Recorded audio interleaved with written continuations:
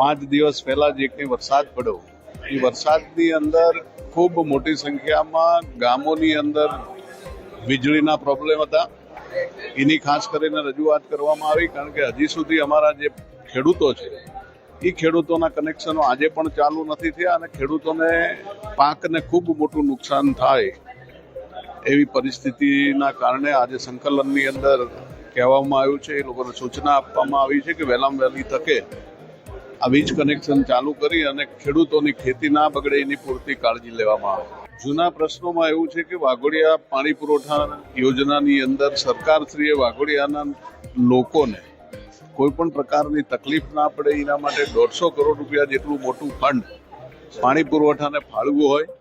તેમ છતાં પણ આજે વાઘોડિયા તાલુકાના 60 ગામોની અંદર ખૂબ પાણીની પરિસ્થિતિ ખરાબ હોય. એટલે આજે મેં કલેક્ટરશ્રીને કીધું છે કે આ યોજના જે કોઈ કામગીરી કરી હોય એ લોકોની સામે તપાસ થવી જોઈએ અને આ ગામોની અંદર જે પાણી નથી મળતું એની પાણી મળવાની વહેલામાં વહેલી વ્યવસ્થા કરાવવી જોઈએ.